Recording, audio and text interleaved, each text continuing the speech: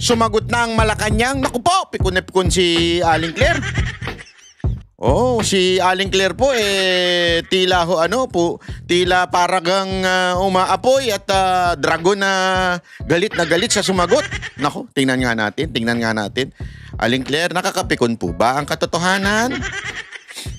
Mahirap po ba depensahan, madam? Hindi, ako nagtatanong lang ako, ha? Kasi madam, yung habang pinapanood ko yung buong press briefing mo, tila parang umaapoy ka. Hindi kasi una-una, bakit hindi ka nag-press briefing kahapon? Monday, di ba? Dapat usually Monday yan. Oh, pinag-isipan nyo pa ng isang araw. Talagang tiningnan nyo muna kung papaano kayo aanggulo at tsaka nyo sasagutin. Oh, di ba? Tingnan natin. Baka sabihin, hindi kasi alam nyo mga kababayan, baka sabihin naman nila, hindi natin pinapakita yung sagot. Tayo po'y patas lamang. Pag tama, palakpakan. Pag mali, banatan. Kaya ipapakita natin yung sagot ni Aling Claire. Pero hindi natin kagad paniniwalaan to. Tulad ng hindi natin pinaniwalaan agad-agad yung ni-report ni Bobby Tiglao na dokumento, kailangan nating busisiin, di ba? Hindi naman po tayo gullible na basta-basta naniniwala. Kaya nga, it took us more than 1 day to react on this. Because tayo po ay kikritiko ho tayo. Hindi tayo basta-basta nagda-jump into conclusion, di ba? Kung hindi tayo nag-jump into conclusion na naniniwala agad-agad dun sa mga lumalabas na dokumento, picture at video, bakit tayo maniniwala agad-agad dito kay Aling Claire? Diba? Kailangan tingnan din natin yung sagot ni Aling Claire. Busisiin natin kung yung sagot ba ni Aling Claire ay makatotohanan o tila puro kasinungalingan. Diba? Kasi sabi nga nila, kung may tagapagsalita, may tagapagsinungaling. Ito bang si Aling Claire, alin dun sa dalawa na yun? Tagapagsalita o tagapagsinungaling? Yan ang malalaman natin at makikita natin sa kanyang gesture. Kasi malalaman natin kung isang tao nagsisinungaling, di ba? Madali naman natin malalaman yan. Kasi tandaan ninyo, ang nag-akusa ay naglabas ng dokumento. Dokumento na kung saan naandoon ang pangalan ng unang ginang si First Lady Lisa Marcos, yung nag-akusa o yung nag-report. At ang talagang naglabas niyan si Bobby Tiglao. Tapos yung I think bilyonaryo. Di ba? Yan po yung mga media na naglabas niyan. Naglabas po sila ng dokumento, naglabas po sila ng ebidensya. From the LA Police Department, di ba? So ibig sabihin, actually hindi pala LA Police Department, Beverly Hills Police Department. Naglabas po sila ng dokumento. So may pinakita po yung mga media na nagbalita nito at tayo ay nireaksyonan laang. Pinareaksyon natin yung kung ito ba ay totoo o hindi. Kaya nga ang ating komento doon ay dapat hindi manahimik ang Malacanang. Dapat sumagot ang Malacanang at magpaliwanag. Ito ba'y totoo? Ito ba'y hindi? Ano ba talaga ito? Di ba? Yun ang dapat nating malaman. Ngayon, sumagot na po ang Malacanang. Kaya ipapakita din po natin sa ngalan ng patas na pagbabalita, ipapakita din natin at ikikriticize din natin tulad ng pag-criticize natin doon sa nilabas ng bilyonaryo at nilabas ni Bobby Tiglao. So tayo din naman, hindi pwedeng, hindi din natin kikriticize o titignan kung merong, ibig sabihin ng criticize is that, it doesn't mean na maniniwala o hindi maniniwala. Pag sinabi mong kiri-criticize, titignan mo talaga yung pinakalaman ng sinasabi. Kung yung sinasabi ba medyo may katotohanan o yung sinasabi ba ay medyo may kasinungalingan. Yun po, ibig sabihin hindi po tayo basta-bastang naniniwala kung ano po ang sabihin ng isang tao. Whether ito po ay papabor sa mga Duterte o whether ito ay papabor sa mga Marcos. Tayo po makikriticize as if ito po ay objective dapat ang ating kritisismo. So kinriticize natin yung Billionaire News kahapon at kinriticize din natin yung kay Bobby Tiglao. Ngayon, i-criticize naman natin yung sagot ni Aling Claire. Aling Claire, handa ka na ba? Huwag ka masyadong pikon. Kasi nung pinapanood ko kanina, yan ang unang pumasok sa akin. Uy, patay. Masyado yung pinikon si Aling Claire. Gagalit tuloy. Hindi, yan nga kagad ang una ko reaksyon. Sabi ko, mukhang napikon si Aling Claire. Aling Claire, pikon po ba kayo? Nainis na po ba kayo? Nainis na po ba kayo sa mga media? Ano po ba, siste? Tingnan natin panoorin si Aling Claire. Hi, Yusek. Good afternoon po. News of the late Paolo Tantoco's death revealed cocaine overdose and remains an open investigation. Sino ba itong bagong to? Ma-criticize nga. Taga-asa ka, ate. Since he is part of the First Lady's entourage, may we know if the First Lady will comment on this? And from the Malacanang po, the presidential sister released a statement. Senator Amy is calling for a comprehensive report from the palace to dispel further speculation. Nakakalungkot dahil yung mga pribadong tao na nagluluksa ay nadadamay sa pamumulitika. Ginagamit ng ibang mga obstructionists para masira ang First Lady, ang Pangulo at ang administrasyon na ito. Nakakahiya ang kanilang mga ginagawa. Unang-una, si Mr. Paolo Tantoco ay hindi po kasama sa official entourage. Hindi daw siya kasama sa... Ito ang first argument niya. Tingnan natin. Hindi daw siya kasama sa official entourage. Yan ang first argument. Hindi kasama. Kung meron kang piniresentang argumento, ano dapat? Maglabas ka ng ebidensya.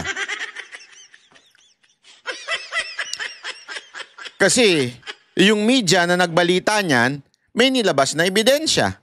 As a matter of fact, may mga video, photo na lumabas. Ngayon, tinatabla mo yun. Asaan ang ebidensya? Labas nga ang ebidensya? Ni FL or ni First Lady ng unang ginang. Asaan ang ebidensya? Nakakahiya dahil... Ay, wala.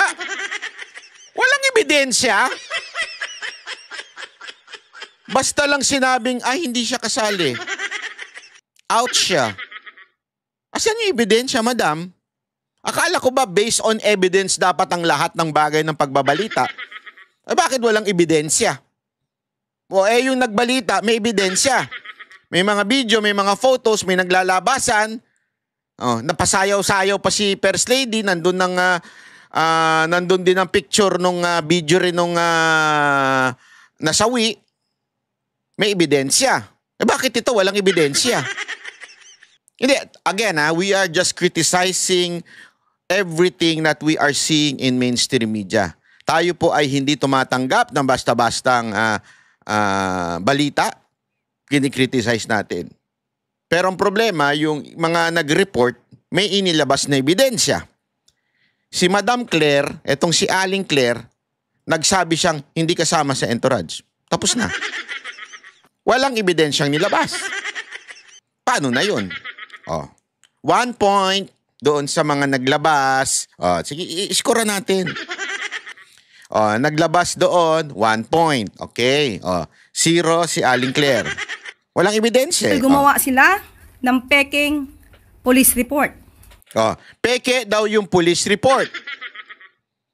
Sabi nito, isa, may pinakita siyang dokumento na may police report. Sabi naman ni Aling Claire, peke daw yung dokumento. Okay? Yung mainstream media na naglabas ng balita na yon, may ebidensyang nilabas. Si Bobby Tiglao, may dokumentong inilabas. Si Aling Claire, tingnan nga natin kung may lalabas na dokumento na para sabihin niyang hindi totoo yung dokumento na yon. Naturingan journalist, mga dating spokespersons, hindi marunong mag-imbestiga ng sarili. Hindi sila nagiging journalist, kundi nagiging propagandista. Asan na yung dokumento? Mga sinusulong na interes. Asan na yung tunay na dokumento? Ang sinasabing police report na na-post sa Facebook ay isang malaking kasinungalingan. Okay. Asan ang ebidensya mo? Kahit kayo po mismo ay maaaring mag-imbestiga sa nasabing lugar, sa Beverly Hills Police Department, para malaman nyo na yung nilagay sa Facebook na may guhit na color pink, kung di ako nagkakamali, ang Kulay parting pink? yun ay dinagdag lamang. Dinagdag lang daw, Nag-start peke. Ang mga salitang, and I quote, and the And? cause of initially suspected to be drug overdose up to the word Miro, yan po ay dinagdag lamang. Dinagdag lamang daw. Anong ebidensya mo? Na peke, kasi sinasabi niya peke daw yung dokumento na yon. Anong ebidensya mo na peke yung dokumento na yon? Sige nga. Ito ay mga gawain upang masira Asan? ang unang ginang, ang Pangulo, at ang administrasyon na ito. Asan na? Para sa pang-personal na interes. Asan na ebidensya? Tandaan po natin. Oy! Nag-aantay kami! Ang unang ginang po, nung siya ay nasa Los Angeles, ay meron po siyang security service na provide ng US. So? At meron din po siyang kasamang PSG. So? Hindi rin po siya. Asan na yung dokumento? Anak ng tutsa, oh. So, pwede na ba nating puntusan yung naglabas ng dokumento? Di puntos na naman sa kanila yon. 2-0 ka. Maligtad. Dito. 2-0 si Auntie Claire. Si Aling Claire. Aling Claire, 0 ka pa. Labas ka ng dokumento. Yung mga argument mo, dapat nilalabasan mo ng dokumento. Okay? Hindi pwede yung maniniwala lang kami sa sabi-sabi mo. Hindi pwedeng gayon, ha? Hindi pwedeng gayon. Hindi pwede. Wag ganon. Tuloy. Nag-stay sa nasabing hotel ni Mr. Tantoco. Hindi daw siya nag-stay doon sa hotel ni Mr. Tantoco. Ebidensya, ilabas uli. Although, yung kabilang panig hindi nag-accuse, hindi nag-accuse na magkasama sila ng hotel. Kasi pwede namang hindi magkasama ng hotel eh. Pwede namang pumunta lang sa hotel. Di ba? Not necessarily kailangan naka-check-in silang pareho sa isang hotel at sa parehong room. Nandun yung asawa ng isa eh. Hindi naman pwedeng gayon. Di ba? Hindi kasi, totoo naman, pangari may mga state visit ang mga presidente, ang mga opisyalis natin, hindi ibig sabihin sama-sama sa hotel. Minsan, magkakahiwalay yung mga talagang BBIP, doon talaga sila sa mga mamahalin. Tapos yung mga staff and other guests, doon lamang sa medyo VIP hotel lang. Hindi ibig sabihin magkasama. But, hindi ibig sabihin noon, hindi sila nagsama doon sa kwarto. Linawin lang natin ha. Linawin natin na maigi ito. Hindi porket hindi sila magkasama ng pinag-check-in ay masasabi nating hindi sila nagsama sa isang hotel nung sila po ay nagpa-party-party na. Number 1. Number 2, hindi rin ibig sabihin na magkasama doon sila sa hotel ay kasangkot si FL. Linawin natin na just to be fair. Linawin natin. Hindi ibig sabihin bumabatak din si FL. Para malinaw lang, para to be fair. Okay? But, yung argument ni Aling Claire na hindi sila magkasama ng pinag-check-in ay hindi ibig sabihin pinasisinungalingan yung akusasyon ng kabilang kampo o yung balita ng kabilang kampo na sinasabing magkasama sila during doon sa pagka-overdose ng isang tao. Hindi pinasisinungalingan sa pamamagitan ng pag-check-in ni FL sa ibang hotel. Linawin natin. It doesn't confirm nor deny na magkasama sila. In other words, kung sa korte yan, objection, Your Honor, irrelevant. Gago! Iba po ang kanyang hotel. It doesn't matter. At meron po siya mga activities. March 8. March 8. Kung pwede po nating maipakita sa monitor. March 8. Makikita niyo po sa screen na mayroong konsyerto para sa konsyerto. Okay. Makikita niyo sa larawan din, Secretary Cristina Frasco. March 8 yan ginanap. Okay. Hapon hanggang gabi. Hapon hanggang gabi.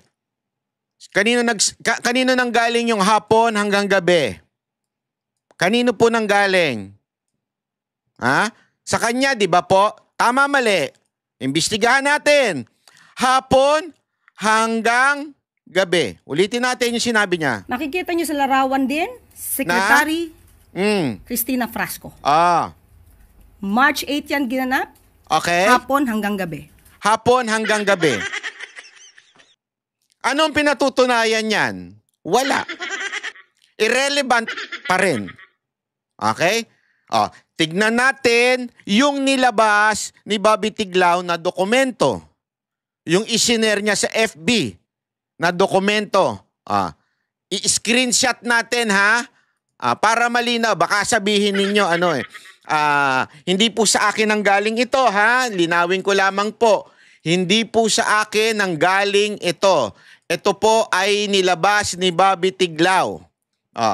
Pakita natin screenshot nung nilabas ni Bobby Tiglao. Baka kasi sabihin ninyo tayo ang naglabas. Hindi po tayo ang naglabas nito Linawin ko sa mga tangang nanonood at nag-o-observe at naghahanap ng pagkakamali ni Banat Bay. Hindi po ako tanga.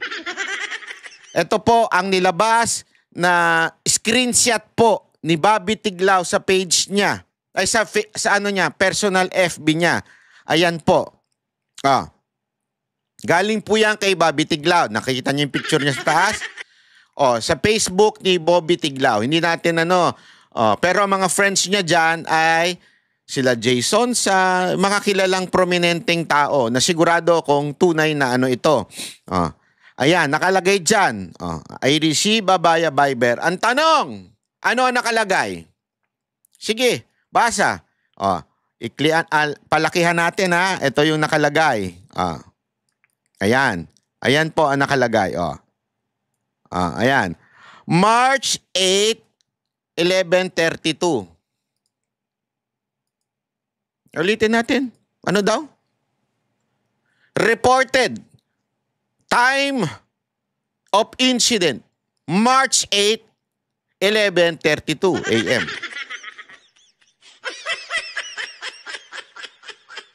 On Saturday, March 8, 2025 at approximately 11:30 ng umaga, officers were dispatched to the Beverly Hilton regarding a person not breathing. So may nag-report daw ng 11:32. Sabihin na natin, bumiyahe. Siguro naman kung kaya ng PNP natin bumiyahe ng 5 minutes response, siguro naman kaya ng Beverly Hills Police umabot ng 10 minutes. For the benefit of, gawin na nating 30 minutes. So dumating, to be conservative, 12 noon. Doon sa hotel, na kung saan natagpuan, dedo. Kaya nga nakasulat dyan sa baba, was pronounced deceased at 12:05. Makikita nyo yan. Wait, chotomate. Ayan. 12:05. Ayan, nasa baba yan Okay. Sandali. Hindi pala kita dito. Pakita natin yung dokumento na pinost ni Bobby Tiglao. Okay? Ulitin ko po, Si Bobby Tiglao po ang nag-post nito. Ayan po. Nakalagay dyan, 12:05. 12:05 po ng tanghali, pinronounce ng patay na po yung si Tontoco. 12:05. Ulitin natin. Ang argumento ni Aling Claire. Pasok, Aling Claire. Anong oras yung event ni Lisa Marcos? Sa larawan din, Secretary Cristina Frasco. March 8 yan ginanap, hapon hanggang gabi. So hapon. Kung ikaw ay investigador,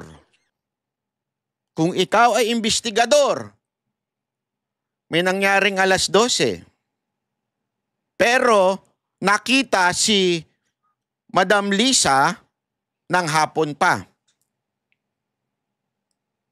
Kung ikaw investigador, tanungin kita ngayon, posible ba na si First Lady Marcos ay may ginawa ng tanghali bago umattend sa hapon?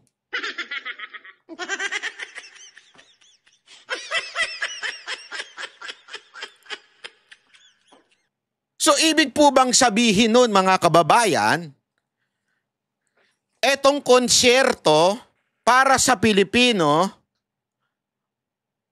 ay magpapatunay na kasinungalingan ang dokumentong inilabas ni Bobby Tiglao?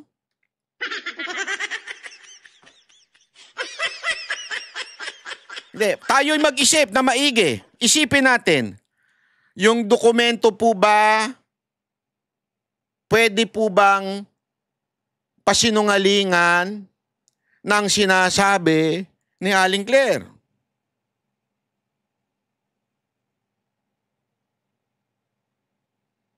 Pwede?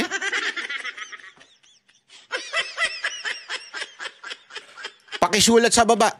Pakisulat sa baba ang inyong sagot. I-komento ninyo. Hindi. Or oo. Oo. Baka 5 oras siya nag-makeup, kaya imposible siyang nandun sa event na kung saan may nangyari kay Tantoco. Or ang haba pa ng time para sila ay may gawin at para maareglo ang mga bagay-bagay.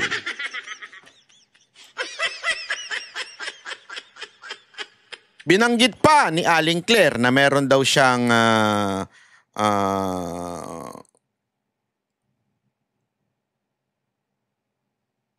police mula sa gobyerno ng Amerika na nagbabantay sa kanya.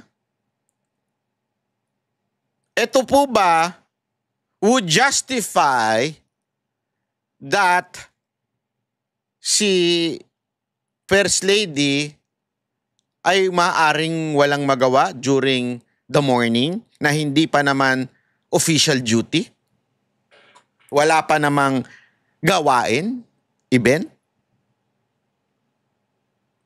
Or pwede muna siyang sumegway?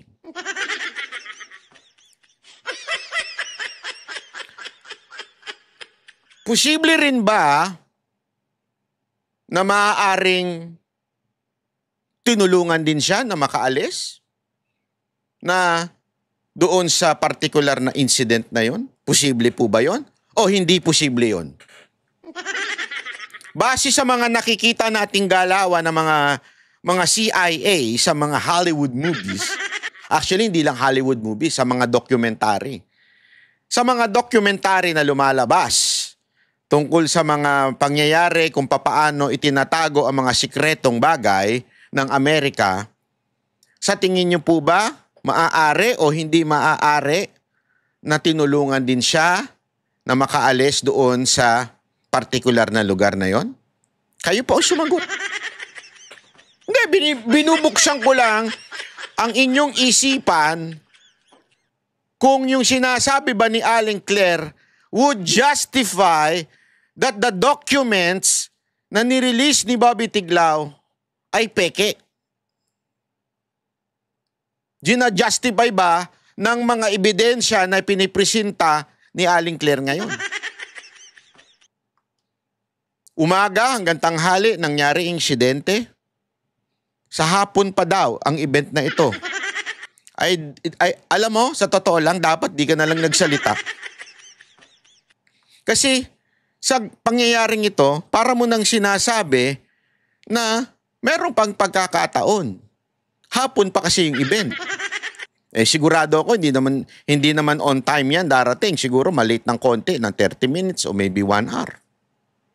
So para mo sinasabing bakante talaga yung oras niya during the morning until the tanghali. Tama, mali.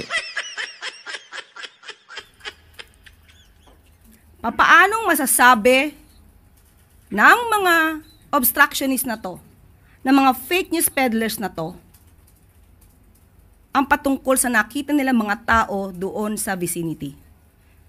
Kaya po yan ay dinagdag lamang. So, walang meaning. Para saan yan? Anong pinasisinungalingan yan?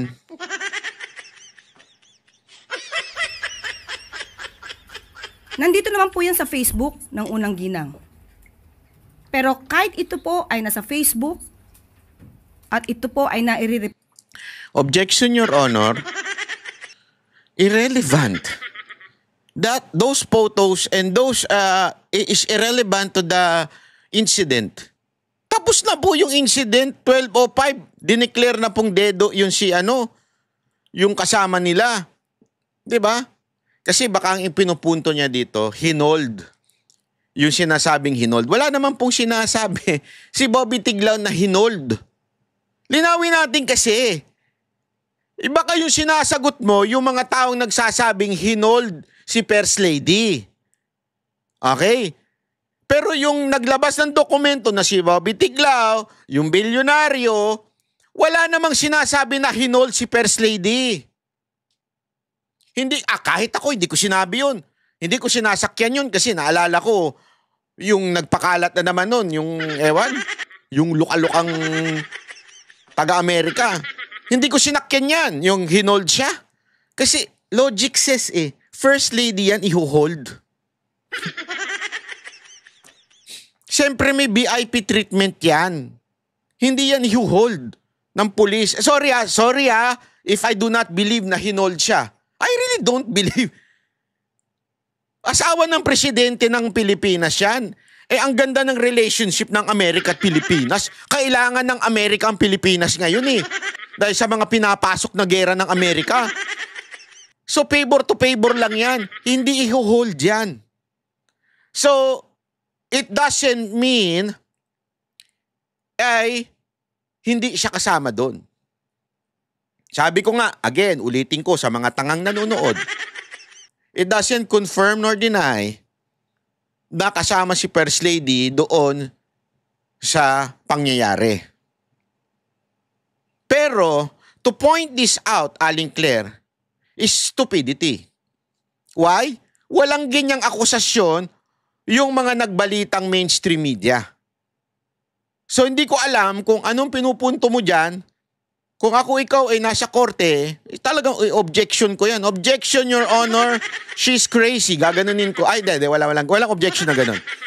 Objection, Your Honor, irrelevant. Yan ang talaga sasabihin ko. Irrelevant dyan pinipresenta mo. Naman, pilit nilang binabago ang kwento at nakakalungkot dahil kapwa Pilipino ang kanilang niloloko para sa kanilang personal na interes. So muli, sa mga journalist na nagpapanggap na kayo journalist, pero lumalabas na kayo propagandista, maawa po kayo sa bansa. Maawa po kayo sa taong bayan. Huwag niyo pong lokohin ang mga Pilipino. Yusek, magandang hapon. Ayan. Just to follow up on Tanto. Okay. Actually, bago yan, may mga sumalo na sa kanyang media na iniba yung usapan. Mga siguro 5 question na iba. Wala nag-follow up. Okay? Siguro napansin nung isa. Sabi niya, hindi pwedeng hindi ko to follow up. After 5 question with different topics, biglang pumasok ito. Sabi niya, ibalik ko nga.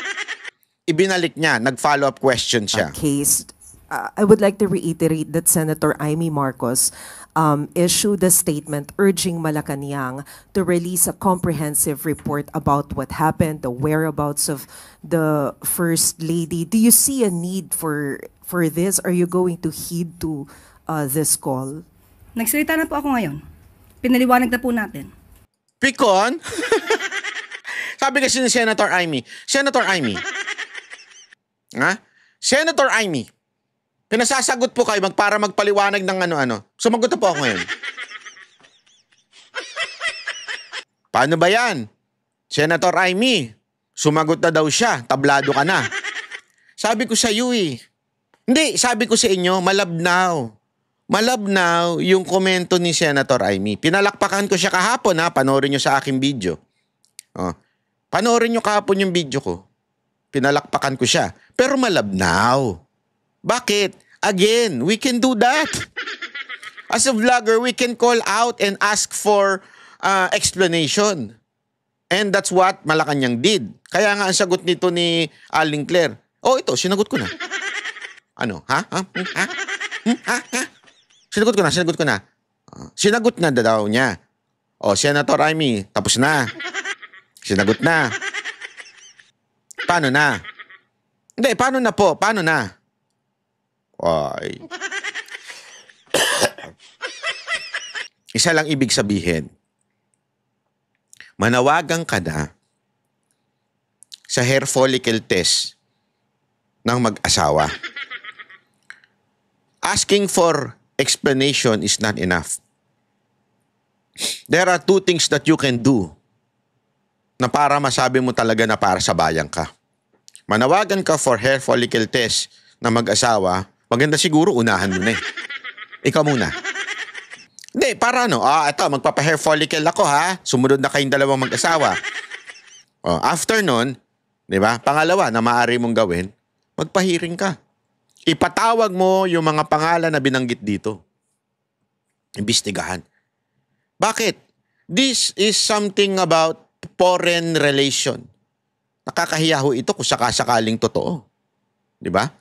You can subpoena documents na talagang hindi sila kasama part ng entourage who paid for their plane ticket. Which plane na sinakyan nila? Di ba? Kasama po ba doon si Lisa Marcos? Ang dami, madam. Gusto mo, kunin mo na lang ako. Biro lang kunin mo akong investigador. Ako ang magtatanong kung ano yung mga dapat malaman. Hindi, alam mo kung talagang gusto mong malaman ang katotohanan dito, imbestigahan nyo. Ako kaya kong ibistig. Sa totoo lang, pasensya na hindi ko inaano, pero kung ako immediate, nandyan ako sa loob. Ang dami kong itatanong kay Aling Claire na baka malaglag po siya sa upuan niya. Ay, wala pala siyang upuan. Totoo. Ang daming tanong dyan Diba? Sabi niya, hindi daw part. Sino-sino yung part ng entourage? Asan yung report? Asan yung document? Diba? Which plane? Anong airline? Anong flight? Si Lisa Marcos at itong si Tontoco tsaka yung grupo niya. Sinasabi niyang hindi sila pareho ng hotel. Anong hotel ni Lisa Marcos? Tapos na, ibig sabihin, hindi na security risk yun. Anong hotel ni Lisa Marcos? Di ba? Kasi makikita mo doon, kasi kung investigador ka, favorite ko kasi yung mahilig ako sa mga ganyan, mga story ng Hollywood movies. Kaya pwede natin i-apply. Halimbawa, hotel niya Beverly Hills. Ano yung hotel halimbawa ang pwede dyan, yung mga mamahaling hotel. Ilang minutes from the hotel of the First Lady to the Beverly Hills. Is it possible that during the time na tumawag ng 11:32 until the 12:05 o bago dumating ang pulis, umalis na si First Lady? And who called? Diba? Sino ang tumawag nung 11:32? Makikita rin sa record ng hotel, sino ang mga nandoon? May CCTV yun. Naku. Kaya nga sinasabi ko sa inyo mga kababayan, kung talagang seryoso si Senator Amy, madaling palabasin ang katotohanan. Kung seryoso. Pero kung para lang masabi na nagkomento, kalokohan.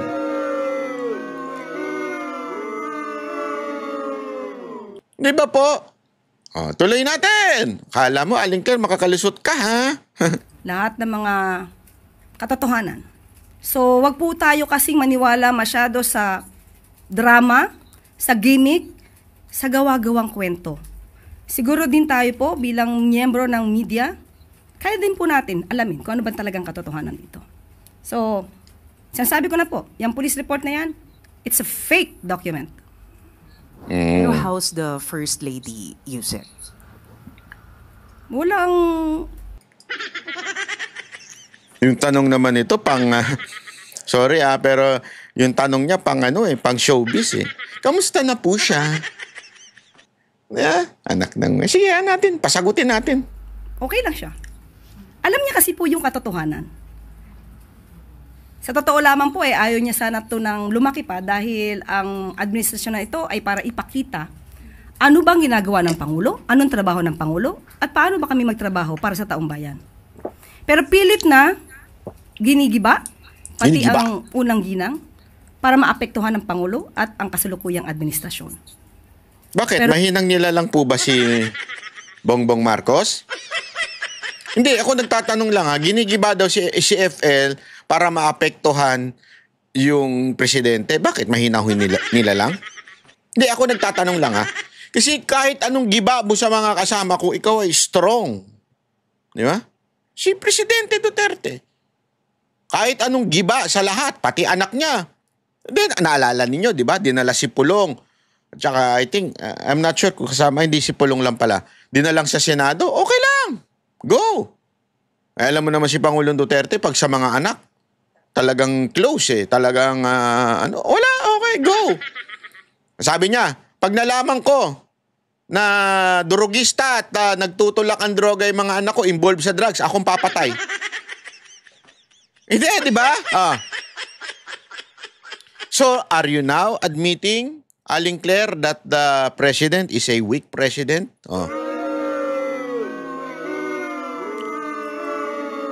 It's a question. So, wala pong ikinababahala ang unang gilang dahil alam po niya ang katotohanan at makikita mismo ang mga records na yan. So, ang dapat mabahala dito, yung mga naninira sa kanila dahil hindi nila magigiba sa gamit. Naninira ba kagad pagka nag-question kayo? Ganun ba yun? So, wag niyong ki-questionin si BP Sara Duterte, Question ng question sa BP. Hindi, totoo naman Di ba? Kini-question nila si BP Sara Duterte ng kung ano-ano. Tapos, pag ito, kinwestiyon mo lang, abay, galit na kagad. Di ba? Gamit na to, ng mga fake news na to, ang administrasyon na ito. Chris Jose Remate. Quick follow-up lang dun sa tanto ko. Are legal actions being contemplated, lalo na dun sa mga nagpakalat nitong fake na police report, especially that this concern the First Lady po? Pag-aaralan po yan. Mukhang napapanahon po. Pero pag-aaralan. Naku, ayan na, magdedemanda na naman sila.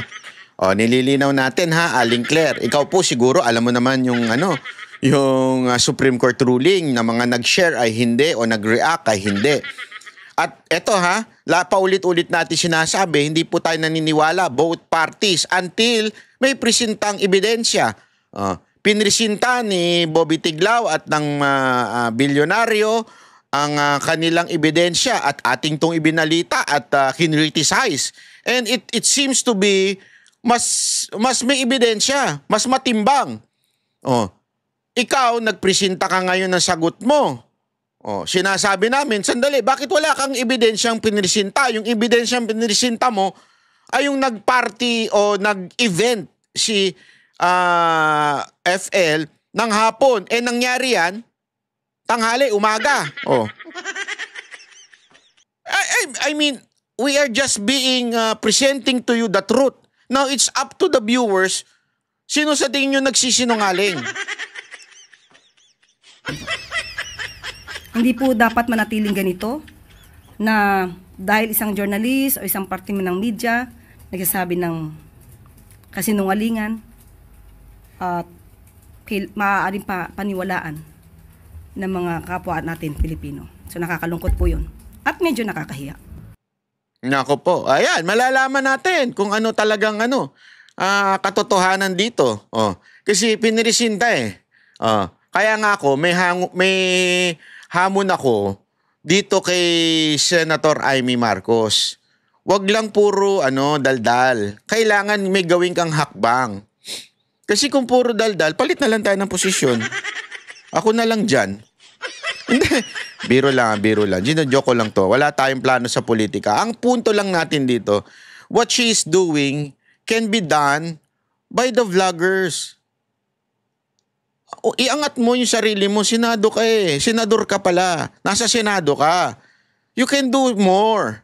Diba? Again, it doesn't mean I didn't appreciate yung ginawa niya. I appreciate. Pinalakpakan kitang bonggang-bongga.